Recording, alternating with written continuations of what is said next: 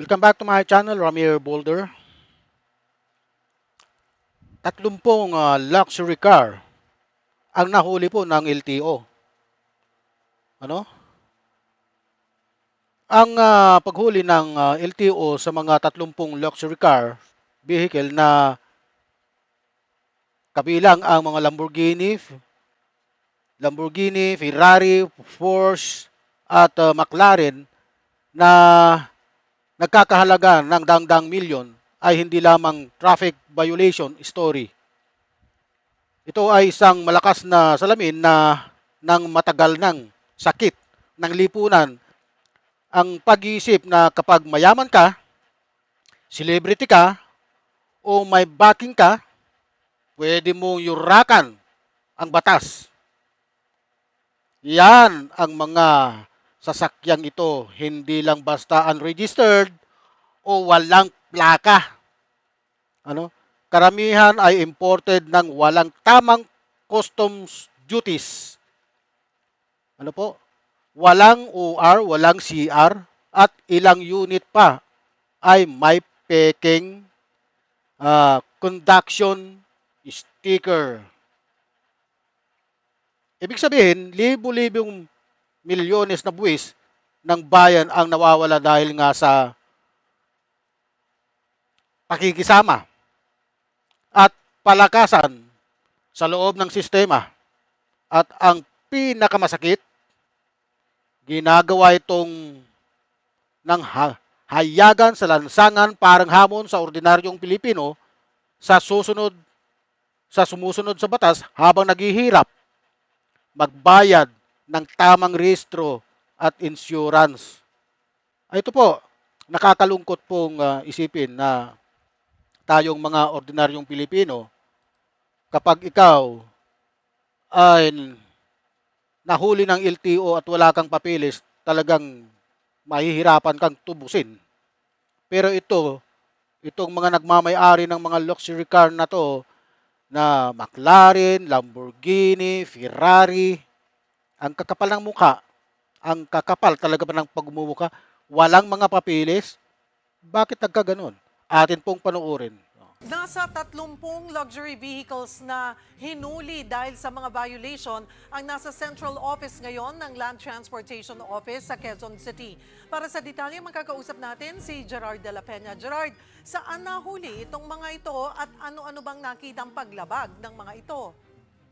Biro mo? Tama, Cheryl, nasa 30 luxury vehicles ang nakaparada ngayon dyan sa Central Office ng Land Transportation Office sa Quezon City. Ilan sa mga nahuli dito ay mga Jaguar, Mercedes-Benz, Porsche, Audi at Range Rover. Mga nahuli raw ito nitong weekend dahil sa sari-saring violation, katulad ng hindi rehistradong stock. Mga Audi pala ito, Mercedes-Benz. Ha? Yan, walang lisensya ang driver o Ito ba may koneksyon sa mga luxury car ng mga Diskaya? Ano?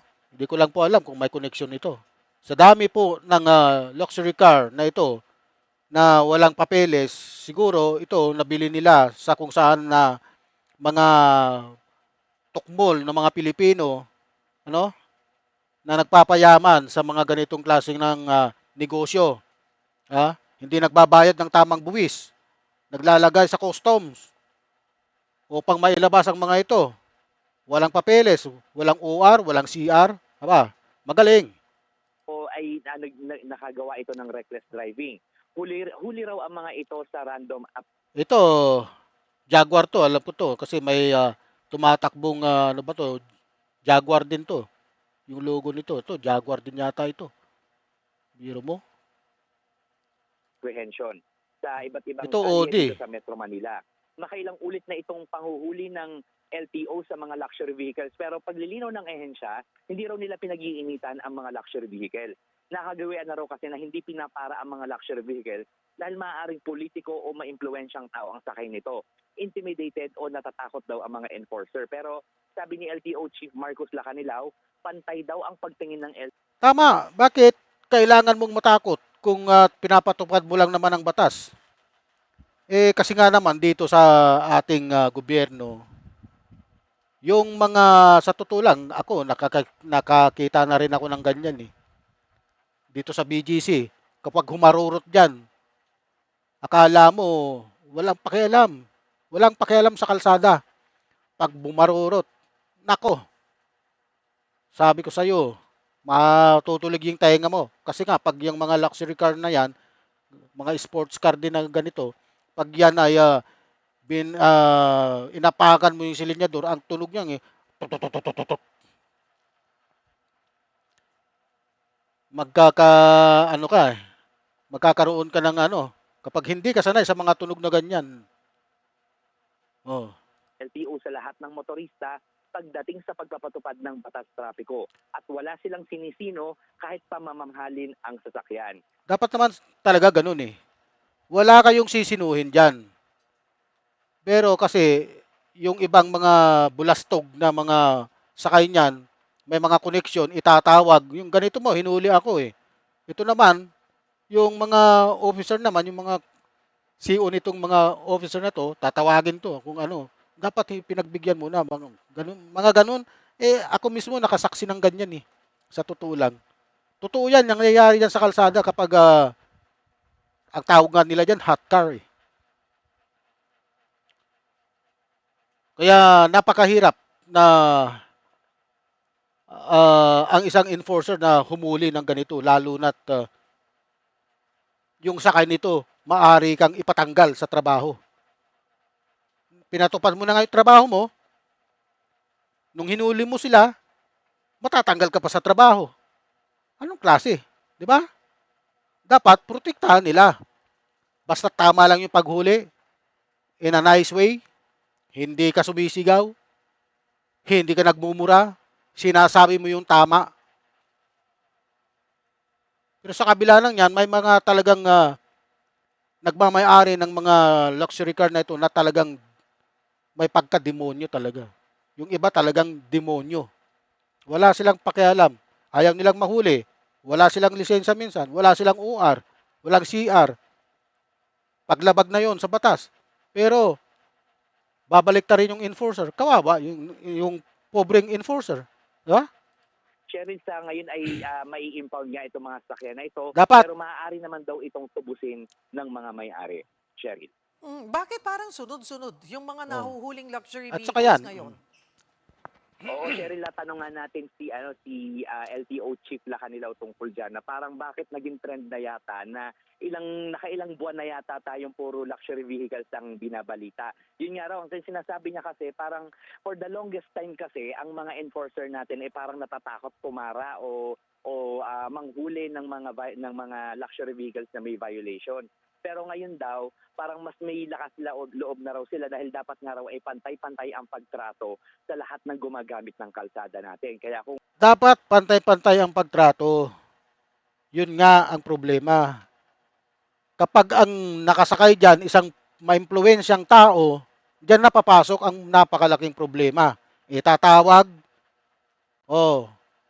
ipapatanggal yung enforcer na humuli sa kanya. Anong assurance nung mga nanghuhuli na hindi sila mapatanggal dahil lang sa kanilang pagsunod sa kanilang tungkulin? Di ba?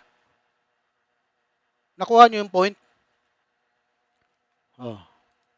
nag-commit ng anumang violation ng isang sasakyan kahit pa yan ay luxury vehicle, ay dapat ina-apprehend yan, Cheryl. So anong background, nung binackground check nila, kaninong mga pag-aari ito? Meron bang pag-aari? Nalaman silang pag-aari ng connected sa mga politiko or mga negosyante?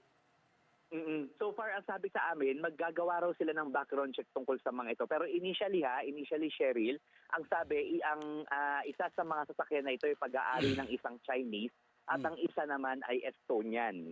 Okay, so yung iba namang mga pag-aari ng mga Pilipino, aalamin pa kung ano yung background ng mga ito, Cheryl. So magkano yung babayaran para mabawi itong mga na-impound na luxury vehicles? Oo, Cheryl, hindi nabanggit sa amin kung magkano talaga yung penalty para matubos yung no. Pero ang naaalala ko, 6 digits yan, yung maabot ng mahigit 100,000 piso kapag ganyan. Tapos may mga ipaproseso ka pang papel. So, medyo matrabaho siya at lalo na kung itong mga sasakyan na ito ay humantong doon sa puntong kailangan itong dalhin doon sa impounding area sa Tarlac. So mas mahabang proseso at mas marami ring babayaran ng mga penalty, Cheryl. Kasi kailangan mapakita nila na nakapagbayad ng tamang tax, di ba? Mhm.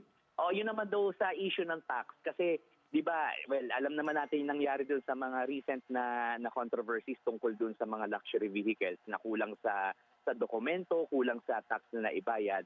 Ang sinasabi sa atin ng LTO, kapag daw nahuli ang isang sasakyan dahil kunyari walang rehistro o kaya yung driver walang lisensya, yun lamang ang saklaw nila. Pero kung may kakulangan ito sa tax o kulang sa papeles, Bureau of Customs na ang may hawak nun at doon sila dapat managot, yung mga may-ari nito, doon na sila mananagot sa Bureau of Customs. So, paano mangyayari yun? Kung may kakayanan na sila magbayad dahil na-impound, Alam niyo po, parang ito'y isang hamon sa ordinaryong Pilipino na sumunod sa batas habang naghihirap magbayad ang tamang rehistro at insurance. Pero yung mga ibang na mayayaman, exempted, ano? Kaya mali. Ang insidenteng ito ay nagpapatunay ng isang matinding katotohanan kung ang batas ay hindi masasawi ng pantay-pantay, may sasagawa ng pantay-pantay mula sa 30 luxury car na to hanggang pa sa nagmamaniho lang ang segunda mano na kagaya ng ibang tao, ha? Segunda mano na nga, bulok pa. Oh, paano na 'yan? Nawawalan ng tiwala ng taong bayan sa gobyerno. Ang taong bayan nawawalan na ng tiwala sa gobyerno. Ang rule of law ay magiging rule of rich and famous na lang. Ha? Wala na. so they're gonna let go of the car or ita-turn over nila ito sa Bureau of Customs kung may nakita silang kakulangan sa papeles? Mhm. Hindi lang malinaw sa atin kung paano yung proseso kasi parang itong si LTO chief hindi pa talagang bihasa doon sa mga proseso sa LTO Pero yun nga, may coordination, may kipag-coordinate sila with BOC to check kung itong mga sasakyan na ito ay kompleto sa dokumento. And I think bago mangyari yung mismong releasing, kailangan magkaroon sila ng clearance with the Bureau of Customs or BIR, kung sino mang government body yung nakakasaklaw. Well, hindi rin naman tayo expert on that, pero kung ang violation ay hindi rehistrado, it's possible na may problema sa papel. Oo, tama. Possible rin na may problema talaga. Although nung itong mga nakaraang mga kaso natin, katulad nung mga luxury cars nila Sara at Curly Discaya, itong mga ito ay may lehitimong rehistro, pero later on na lang nakita na meron palang kakulangan sa Bureau of Customs. So ngayon na ito ay sinisilip nila yung kakulangan sa rehistro, parang automatic na sa kanila na titingnan nila kung may kakulangan ito on part of doon sa mga requirements doon sa customs. Cherry. Gerard, dito naman tayo sa plano ng LTO na i-impound yung mga e-bike at e-trike na mahuhuli sa National Highway. Oh, yan na naman ang isa. Bakit yung i-impound ang e-trike, e-bike? Wala namang problema diyan eh. Porque ba mga mahihirap, hindi kasing yaman ng mga nagmamayari ng luxury car? Oh. Oh. Hindi ba ngayon na sana sisimulan itong implementation? Ano ang dahilan ng pagkaantala? Tama, Cheryl. Ngayong araw nga dapat yung implementation ng panguhuli, pang-impound dito sa mga electronic bikes or electronic tricycles sa dumadaan sa mga main highways natin. Pero si mismong Pangulong Bongbong Marcos na raw kasi ang nagsabi na huwag mo na itong ipatupad, kailangan mabigyan ng sapat na oras yung mga may-ari nitong mga Buti na lang at sinuspend ng ating Pangulo ang